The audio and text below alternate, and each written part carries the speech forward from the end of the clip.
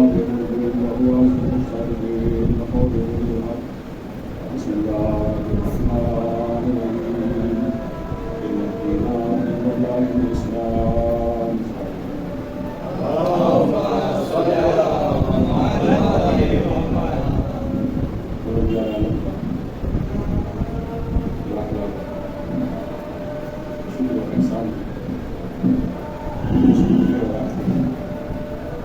دین مبین اسلام کے پیروکاروں میں پیدا کیا اور اس میں بھی اس کا ہزارہ شکر ہے کہ اس نے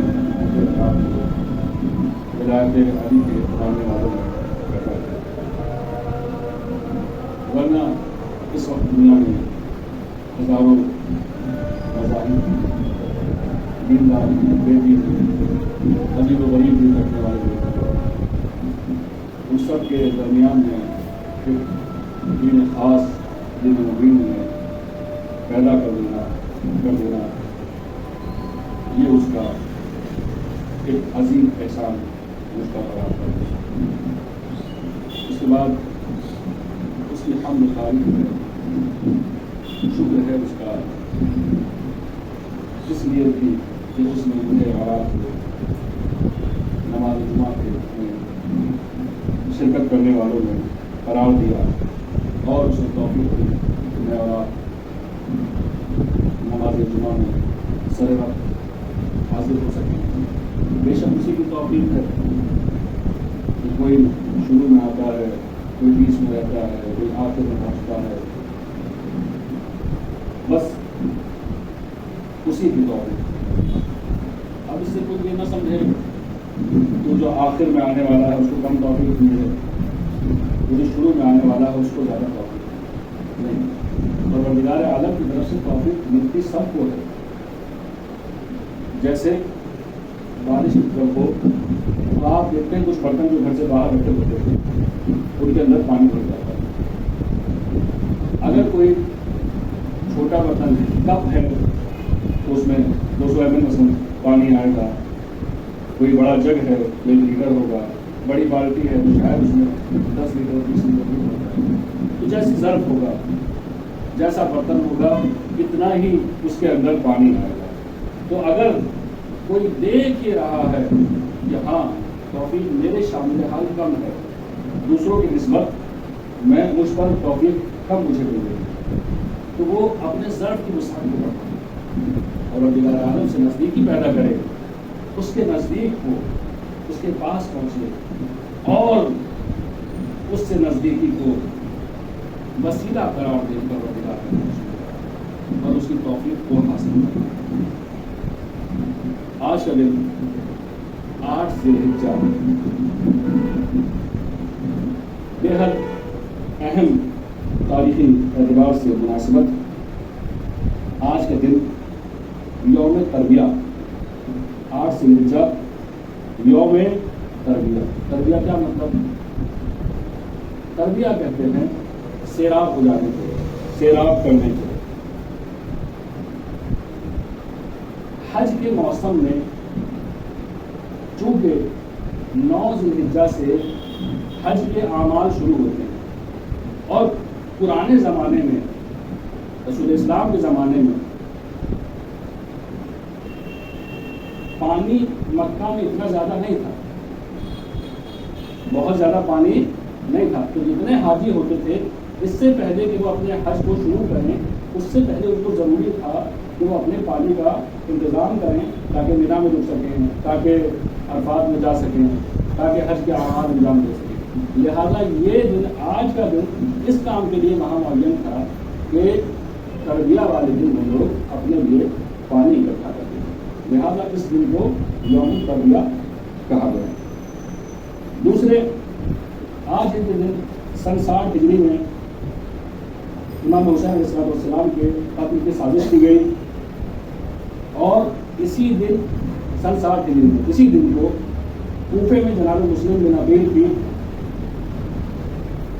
طرف سے لوگوں کو دعوت نامہ دیا گیا اور انہوں نے ان کی بیعت لی، اور آج ہی کے دن سن 60 ہجری میں امام حسین علیہ السلام نے اپنے عمرہ کو پورا کیا اور حج میں داخل ہونے سے پہلے آپ نے مکہ سے کربلا کی طرف کوفہ کی طرف سفر اپنا شروع کر دیا. اس کے بعد جو دن آتا ہے وہ کل کا دن ہے. کل کا دن کیا ہے؟ عام مسلمانوں کے ذہن میں اگر ذی الحجہ کے مہینے سے کوئی چیز اگر رہتی ہے تو اسے قربانی اور بکرا کو افسوس ہونا چاہیے ہمیں اس بات کے اوپر کہ صرف اور صرف کھانا کھلانا ہی کہیں ہمارا مذہب نہیں ہے. صرف بکرا کاٹ لینا، جانور ذبح کر دینا، 1000 10,000 20,000 50,000 سے قربانی کر دینا صرف مذہب نہیں ہے، بلکہ قربانی اگر ہوتی ہے تو ہمارے عمل قربانی حقیقی قربانی یہ ہے کہ انسان گناہوں سے بچے اور وہاں ہونے والی لذت سے اپنے آپ کو یہ قربانی ہے. یہ ٹھیک ہے، استحباب ہے اس قربانی کا، لیکن حقیقی قربانی یہ ہے کہ انسان اپنے آپ کو دنیا سے روک دے اور خدا کی طرف لے جائے. کہ اس سے بڑی قربانی بارگاہ ہے دوسری. اب عرض کیا کہ مسلمانوں کے ذہن میں صرف اور صرف بقرعید میں مہینے میں ایک بقرعید ہی ہے، دوسری چیزیں نہیں. ہم اہل کشمیر میں بھی روز عرفہ سے مراد ذہنیت جو ہے 9 ذی الحجہ، اس سے ذہنیت یہ ہے کہ بھائی جو مردے ہوتے ہیں جو اس سال بھرے ان کی مجلس ہونی ہے، یا پھر جناب مسلم علیہ السلام کی شہادت کی مجلس ہونی. بالکل حقیقت ہے مجلس ہونی چاہیے، اور لیکن ساتھ ہی ساتھ یہ بھی ہمیں معلوم ہونا چاہیے کہ اس میں دوسری چیزیں اور کیا ہیں. قبل شہادت امام جناب مسلم کی شہادت سے پہلے اس دن کو عید عرفہ کہا جائے. ہم مطلب عید جب خوشی کرنا 9 ذی الحجہ، اسی دن جناب عیسیٰ کی ولادت ہوئی. روز عرفہ اسی میں ہوئی. جب آپ کو معلوم ہوگا واقعہ کہ مدینے میں جب رسول اللہ کی جو مسجد تھی اس سے سب کے دروازے بند کر دیے گئے تھے سوائے 2 دروازوں کے. ایک امیر المومنین علی بن ابی طالب علیہ السلام، دوسرے خود جناب رسول خدا کا دروازہ. ان 2 دروازوں کے علاوہ تمام دروازے بند کر دیے گئے تھے. کس دن؟ صرف اور صرف اسی دن جو عرفے کا دن تھا. اسی دن جناب مسلم کی شہادت اور اسی دن عرفہ روز عرفہ کی بہت ساری احادیث میں بہت زیادہ فضیلتیں ہیں. احادیث کے مطابق دعا اور استغفار کے روز کو عرفہ کہتے ہیں. روز عرفہ کے مغفرت اعمال استغفار. دعاؤں میں دعائے عرفہ بھی پڑھنے کی بہت زیادہ سفارش ہے. انشاءاللہ ہم لوگ کل کا پروگرام ابھی نماز کے بعد اعلان کریں گے. آپ لوگوں سے گزارش ہے کہ کیونکہ ساری زندگی انسان اس دنیا کے لیے نکالنے ہوتا ہے. اس کا ہر عمل، ہر قدم، ہر سانس اس دنیا کے لیے چلیے. میں نہیں کہتا آپ سے کہ آپ دنیا کو چھوڑ دیجیے، لیکن کم سے کم جو خاص اوقات ہیں، جو خاص وقت ہیں دعاؤں کے، خدا کے، اہل بیت کے، اس کے نزدیک ہونے کے، ان دنوں میں کوشش کریں کہ بارگاہ رب العزت ہونا چاہیے. یہ وہ دعا ہے جو اس امام نے پڑھی کہ جس کے نام پر ہم حسینی کہلاتے ہیں، جس کے نام پر ہم شیعہ کہلاتے ہیں. صحیح شیعہ اثنا عشری ہم 12 اماموں کے ماننے والے، لیکن سب سے پہلے جس امام کا نام، جس کے نام سے شیعہ قوم پہچانی جاتی ہے وہ امام حسین علیہ السلام. ہمارے اس آقا و مولا نے اس دعا کو عرفات کے میدان میں روز عرفہ اس دعا کو کہا. تو کیا عاشق کا عمل معشوق سے سوا ہوتا ہے؟ نہیں نا. جو جس سے ہم محبت کرتے ہیں، جس کو ہم چاہتے ہیں، ہمارا عمل بھی بالکل اسی کے جیسا ہونا چاہیے. ہمارا عمل بھی بے عین ہی ایسا ہی ہونا چاہیے جیسا اس کا عمل ہے. اگر وہ نمازیں پڑھتا ہے تو ہمیں نمازی ہونا چاہیے. وہ روزہ رکھتا ہے تو ہمیں روزہ دار ہونا چاہیے. وہ عبادت گزار ہے تو ہمیں عبادت گزار ہونا چاہیے. وہ آپس میں تناؤ وہ ختم کرنے والا ہونا چاہیے. تو کم سے کم یہ ہے کہ میں خود سے اپنی ذات سے کسی سے تناؤ وہ اس کا رکھتا ہے. وہ آپس کی لڑائیوں کو تمام کرنا پسند کرتا ہے. میرا فریضہ یہ ہے کہ میں آپس کی مشکلات کو ایک طرف رکھ دوں, صرف اور صرف نام حسین کے اوپر جمع کروں. اب صرف یہاں کے نہیں, ساری دنیا میں ہم دیکھتے ہیں جتنی انجمن بازی ہماری قوم میں محرم میں ہوتی ہیں اس کے علاوہ نہیں ہوتی. میرے بھائی مولا آپ کے یہاں آئے ہیں, مہمان آپ کے گھر آیا ہے, مہمان میں جس کی شہادت کا وقت ہے. ان اوقات میں آپ لوگ سیاست کو کرتے ہیں, آپ لوگ اس کے مقصد کو بلا کر میری مجلس اس کی مجلس سوچا کرتے ہیں. اس کا تبرک اچھا ہو جائے, اس کا تبرک اللہ کے لیے کم سے کم محرم اور نزدیک ہے, یہیں کے لیے نہیں تمام جگہوں کے لیے گزارش گزار ہے. کم سے کم ہمیں ہونا یہ چاہیے امام حسین علیہ السلام کا نام کر سکیں. مجلس کو اس کی نہ سمجھیں بلکہ مجلس حسین. اگر آپ یہ سمجھتے ہیں کہ یہاں اہل بیت آتے ہیں اور آپ ان کے پیروکار ہیں تو خدا کے لیے اس فکر کو نکال دیجیے, اس سمجھ کو دور رکھیے اپنے آپ سے کہ کہیں مجلس کسی اور کی نہیں, جو مجلس ہے سب کی مجلس اور وہاں اہل بیت کی مجلس. آج ہی کا دن عرض کیا کہ روزہ عرفہ اور اس دن کے اعمال 9 تاریخ کے اعمال جو ہیں ان میں پہلا عمل ہے غسل کرنا. اس کی نیت ہوگی غسل کرتا ہوں روزہ عرفہ کا سنت قربتاً الی اللہ.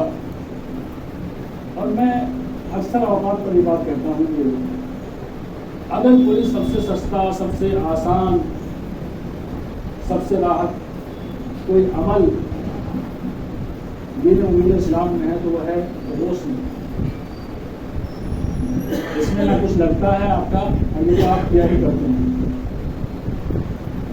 یہ تو سب کرتے ہی ہیں, کوئی پسینے سے دور ہونے کو کرتا ہے تو کوئی خواصوں سے دور ہونے کو کرتا ہے.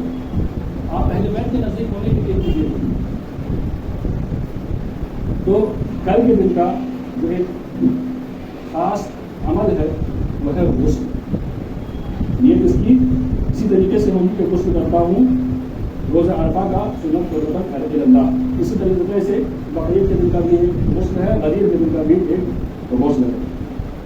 اس کے بعد آج کے دن یعنی 9 ذی الحجہ کی جو دوسرا عمل ہے عرفے کے دن کا وہ ہے زیارت امام حسین. انشاءاللہ آپ مومنین انشاءاللہ تک حاضر ہوں گے تو سب ساتھ میں پڑھیں گے. جو اگر کسی وجہ سے مسجد میں اعمال میں دعا میں نہ آ سکے اس کو چاہیے کہ حد اقل اس نیت کے ساتھ میں 3 مرتبہ السلام علیکم یا ابا عبداللہ, السلام علیکم یا ابا عبداللہ, السلام علیکم. اگر مجبور ہوا کہ نہیں کر سکتا تھا اور خلوص سے دل سے مولا کو یاد کر کے اس نے کہا تو بے شک اس کی زیارت یہاں سے پڑھی جانے والی زیارت نہیں ہوئی بلکہ اس کی زیارت امام حسین علیہ السلام کے حرم میں پڑھی جانے والی مساوی ہوئی. کل کے دن کا ایک اور عمل صدقہ دینا ہے اور روزہ رکھنا. لیکن روایت ہے کہ اگر کوئی شخص روزہ رکھنے کی وجہ سے کمزور ہو جائے اور اس کمزوری کی وجہ سے دعائے عرفہ کو نہ پڑھ سکے, اعمال عرفہ کو نہ کر سکے, تو بہتر یہ ہے کہ وہ دعائے عرفہ کو پڑھے, روزے کو چھوڑ دے. اب آپ سمجھیں کتنی اہمیت ہے. پروردگار روزہ چھڑوا رہا ہے, روزہ چھڑوا رہا ہے اس لیے تاکہ ان اعمال میں شرکت کر سکے. اس کے بعد 10 ذی الحجہ کے دن ہے تو جو روزے عید قربان ہیں انشاءاللہ نماز عید کا وقت بھی ابھی نماز کے بعد اعلان کیا جائے گا. اور 201 ہجری میں خراسان میں امام رضا علیہ السلام نے عید قربان پڑھائی تھی جس میں بہت سے مومنین نے شرکت کی. 1422 ہجری میں 24 सितंबर 2015 को एक हादसा हो गया था जिसमें 7,000 से ज़्यादा लोग शहीद हो गए। फिर इस महीने की 11 तारीख इसको 11 ज़िलहिज्जा, इसमें 25 हिजरी में अमीरुल मोमिनीन अली इब्न अबी तालिब अलैहिस्सलाम ने दुआए सबाह अपने एक सहाबी को लिखवाई थी। फिर 13 ज़िलहिज्जा का दिन आता है कि जिसमें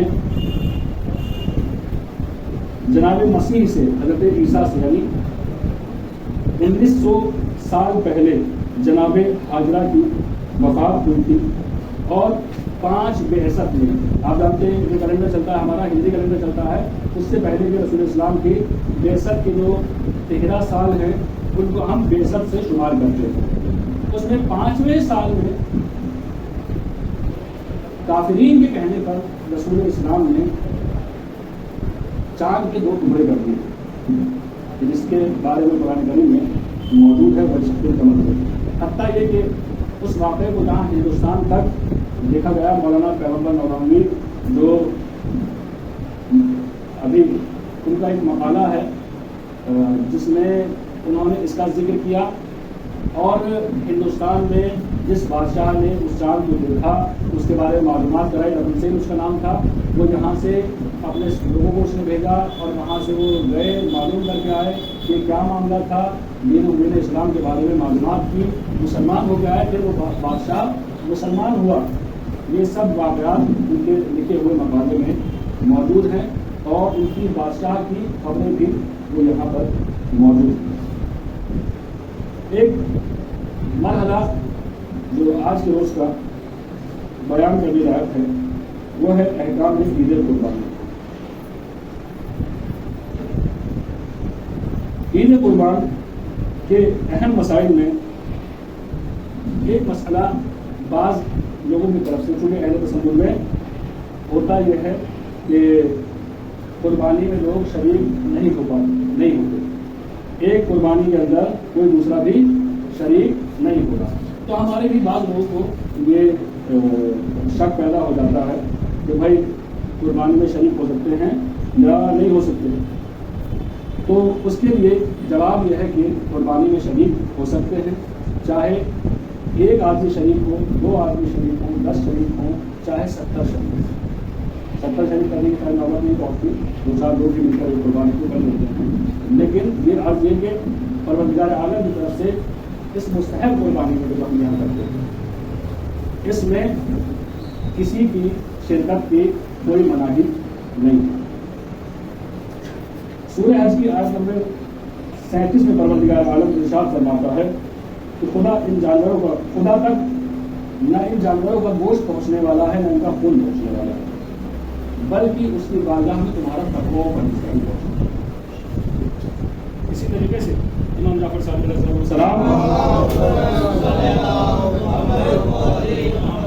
इरशाद फरमाते हैं कि कुर्बानी के जानवर के खून का पहला कतरा जमीन पर गिरते ही कुर्बानी करने वाले के तमाम गुनाह माफ कर, और इस कुर्बानी के वसीले से मालूम चल जाता है कि किसमें कितना तक़वा, कितनी परहेज़गारी। रसूल इस्लाम इरशाद फरमाते हैं अल्लाह ने कुर्बानी इसलिए करार दी, फलसफा बयान कर रहे हैं कुर्बानी का, अल्लाह ने कुर्बानी इसलिए करार दी ताकि मसाकीन इनके गोश्त से सेव हो सके।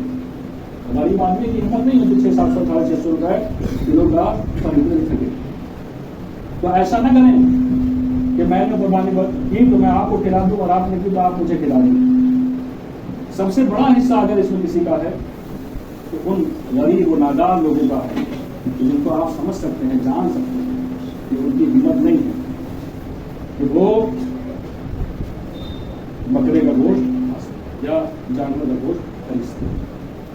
या अब आप बाज़ मतलब ऐसा होता है कि हम जब दूसरे को शुमार करते हैं, दूसरे के बारे में हिसाब करते हैं हम लोग, तो हमारी आदत यह है हम ये करते हैं नहीं मुझे मालूम है उसके यहाँ तो हर महीने एक मरतबा जरूर गोश्त खाता है।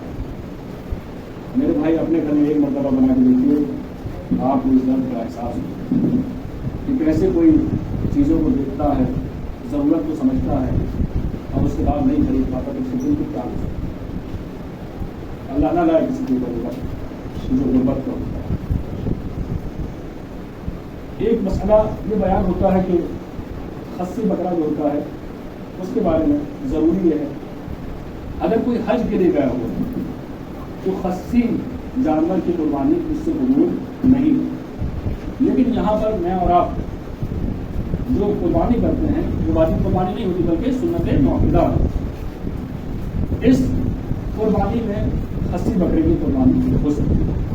اسی طرح سین ٹوٹا حج میں نہیں چلے گا, یہاں چل سکتا ہے.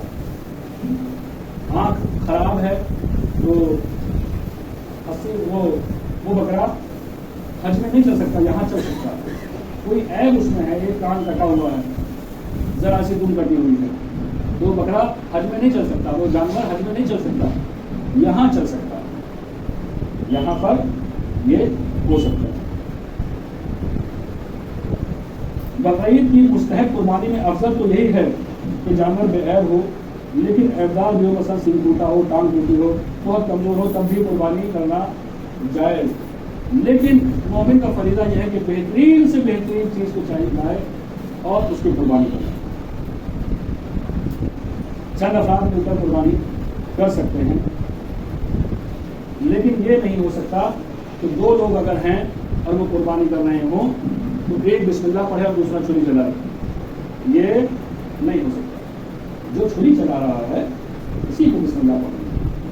انشاءاللہ یہ جو قربانی کی دعا آپ لوگ کے وقت میں پیش کر دی جائے گی. بسم اللہ الرحمن الرحیم. قل هو الله احد الله الصمد لم يلد ولم يولد ولم يكن له كفوا احد. اللهم صل على محمد وعلى محمد. اللهم صل على محمد وعلى محمد. اللهم صل على محمد وعلى محمد.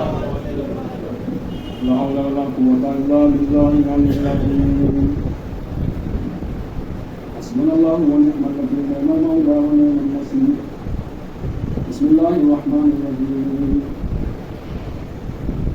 الحمد لله الذي لا يبلغ من حقه القائل ولا يحسن ما يعطيه ولا يعد حقه المجتهدون.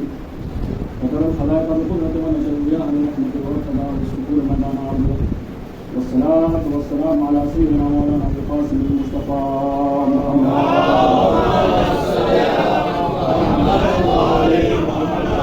أما بعد فقال الله تبارك وتعالى في كتابه المبين وهو أشرف الصالحين وقوله في الحق. بسم الله الرحمن الرحيم. أمن يجيب المضطر إذا دعاه ويكشف السوء.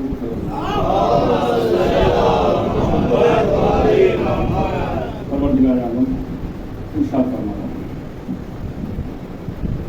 کہ کوئی دعا مانگنے والا ایسا ہے کہ وہ دعا مانگے اور میں اس کی دعا کو قبول کروں.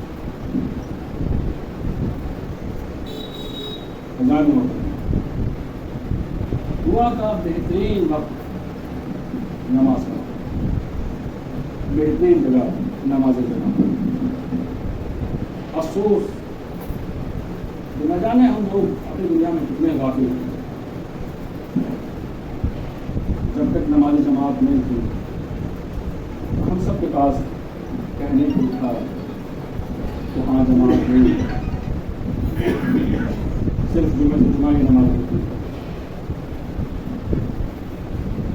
اب الحمدللہ آپ کے پاس دوپہر کی جماعت ہے جس میں آپ شرکت نہیں کرتے, مغرب میں بھی روزانہ جماعت ہے جس میں آپ شرکت نہیں کرتے. اب اس کے بعد نام لے کے میں کسی کو کہنے سے رہا کہ جناب آپ کیوں نہیں آتے, جناب آپ کیوں نہیں آتے. پروردگار کی طرف سے اپنے اوپر دی ہوئی ذمہ داری کو خدا شاہد ہے کہ میں ادا کر چکا.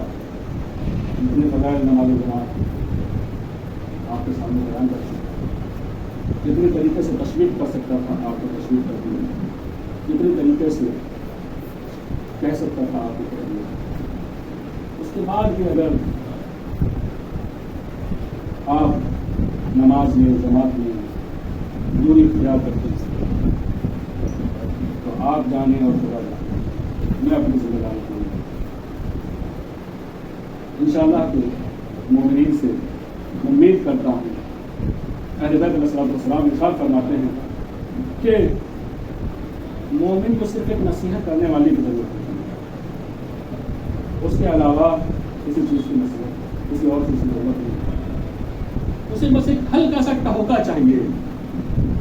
جیسے جب کبھی آپ کسی راستے میں جا رہے ہوتے ہیں اور راستہ معلوم نہیں ہوتا، صرف ایک سائن بورڈ لگا ہوتا ہے، کہتا نہیں کوئی آپ سے، آواز نہیں آتی، لاؤڈ اسپیکر وہاں نہیں لگا،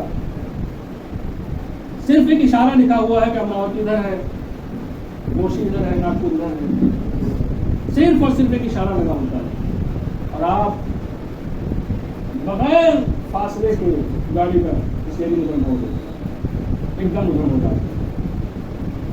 مومن کی شان بھی یہی ہے کہ اسے صرف ایک نصیحت کرنے والا چاہیے، اور اس نصیحت کے بعد اسے کسی اور چیز کی ضرورت نہیں ہے. اور حقیقت یہ ہے پروردگار کی طرف سے اس کے اوپر حجت تمام ہو جاتی ہے.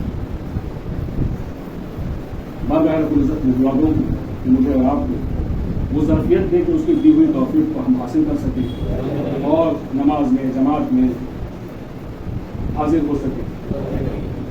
بسم اللہ الرحمن الرحیم. پروردگار درود و سلام بھیج حضرت محمد مصطفیٰ صلی اللہ علیہ وآلہ وسلم.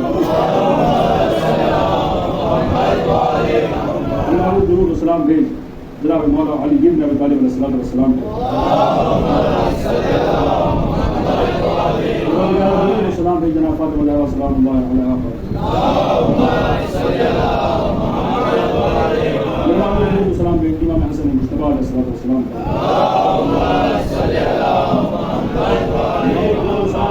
حسین شہید کربلا علیہ الصلوۃ والسلام.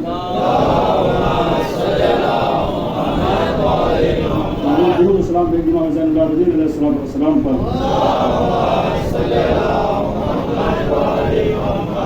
درود و سلام بھیج امام محمد باقر علیہ الصلوۃ والسلام پر. درود و سلام بھیج شفیع امام جعفر صادق علیہ الصلوۃ والسلام پر. درود و سلام بھیج صادق امام موسیٰ کاظم علیہ الصلوۃ والسلام پر. درود و سلام بھیج آٹھ امام علی رضا علیہ الصلوۃ والسلام پر. درود و سلام بھیج امام محمد تقی علیہ الصلوۃ والسلام پر. درود و سلام بھیج نصر امام علی نقی علیہ الصلوۃ والسلام پر. درود و سلام بھیج امام حسن عسکری علیہ الصلوۃ والسلام پر. میرے واسطہ اہل بیت علیہ الصلوۃ والسلام، میرے واسطہ آخری حجت کا، میرے معبود کے واسطہ اہل بیت علیہ الصلوۃ والسلام کے تمام شہداء و کربلاء کے واسطہ، میرے معبود ہمارے آخری امام زمان علیہ الصلوۃ والسلام کو درود و سلام کی عنایت فرما. معبود ان کے اوپر سلامتی عنایت فرما، ان کے ظہور میں تعجیل فرما، ہمیں دعوان نظام میں شامل فرما. ربنا تقبل منا بسم اللہ الرحمن الرحیم. وصلی اللہ علیہ وسلم.